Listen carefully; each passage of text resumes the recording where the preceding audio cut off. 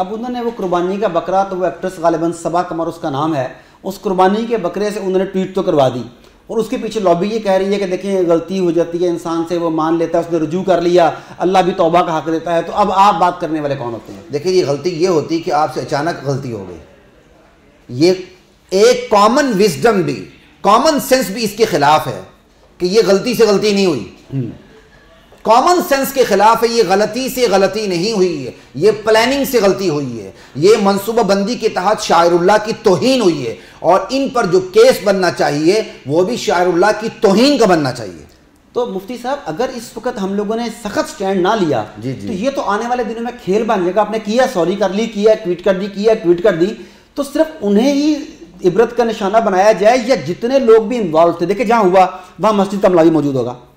جنہوں نے اس بارے میں زبان بندی رکھی اس وقت، نہیں انہیں روکا کرنے سے، وہ بھی تو ہوگا نا، جنہوں نے اجازت دی وہ بھی ہوں گے، جنہوں نے وہ قانون بنایا کہ مسجد میں اس طرح کی ایکٹیویٹی ہو سکتی ہیں وہ بھی اس میں شامل ہوں گے، جب وہ قانون بنایا گیا جو لوگ خاموش رہے وہ بھی اس جرم میں برابر کے شریک ہیں۔ بالکل، تو اس کے آگے بند کیسے باندھا جائے؟ دیکھیں جی، رسول اللہ کی توہین ہوئی معذرت، صحابہ کی توہین ہوئی معذرت، نہیں وہ تو معذرت بھی نہیں کرتے، اب وہ تو معذرت بھی نہیں کرتے، اب تو معذرتیں آہستہ آہستہ ختم ہوں گی نا جی۔ پہلے کہا جی ہم صحابہ کی، اب ہم کون ہوتے ہیں صحابہ کا، ہم تو صحابہ کی دشمنی، ہم صحابہ کی توہین سوچ ہی نہیں سکتے ہیں۔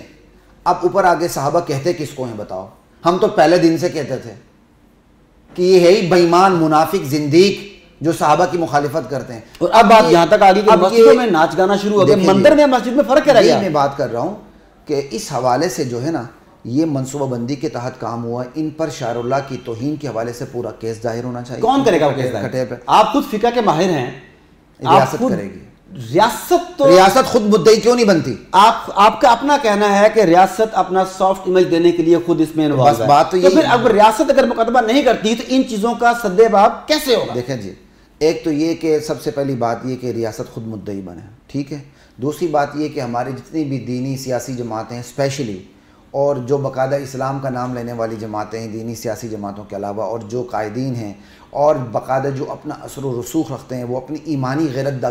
دکھا کے اپنا پورا ایک اخلاقی دباؤ ڈالیں ان کے اوپر، ان کو کٹہرے میں لایا جائے۔ لیکن ہماری چھٹی حزب بھی یہی کہتی ہے کہ ان کو اسی طرح عام چھوڑ دیا جائے گا، اور اسی طرح توہین ہوتی رہے گی تو ہم بچیں گے کیسے؟ میں آپ کو سیدھی سی بات بتاتا ہوں، پاکستان بنا، پاکستان بننے کے بعد جب آپ نے اللہ سے کیا وہ وعدہ بھول گئے تو اللہ تعالیٰ نے آپ کے ملک کو 2 لخت کر دیا۔ ایسے ہی ہوا، 2 لخت کر دیے، اب آپ اللہ کے کیے وعدے کو بھول گئے۔ تو بعض لوگ بڑی بچگانہ باتیں کرتے ہیں، پاکستان کو قائم رہنے کے لیے بنا ہے، ہاں جی، پاکستان قائم رہنے کے لیے بنا تھا تو 2 لخت ہوا کیوں؟ بالکل درست کہا آپ نے، ایویں بونگیاں نہیں مارنی چاہیے منہ سے۔ یہ 4 صوبے یا 4.5 صوبے گلگت سمیت 5 صوبے یہ اسی وقت اس ملک متحد رہ سکتے ہیں جب تک جس بنیاد پر حاصل کیا گیا تھا، نہیں تو یہ 104 کیا کہتے ہیں ریاستیں بھی بن سکتی ہیں۔ اللہ تعالیٰ حفاظت فرمائے ہمارے اس ملک کی۔ یہ دیکھیں آپ نے اس ملک کی بقا کا دار و مدار اسلام کے اوپر ہے، یہ زمین کے نقشے پر اس وقت موجود رہنے کی گارنٹی اس کو ہوگی جب یہ اسلام کے ساتھ وفا کریں گے۔ اگر اسلام کے ساتھ وفا نہیں کریں گے تو گارنٹی تو ہے ہی نہیں، پہلے ہی 60-55% ملک الگ ہو گیا۔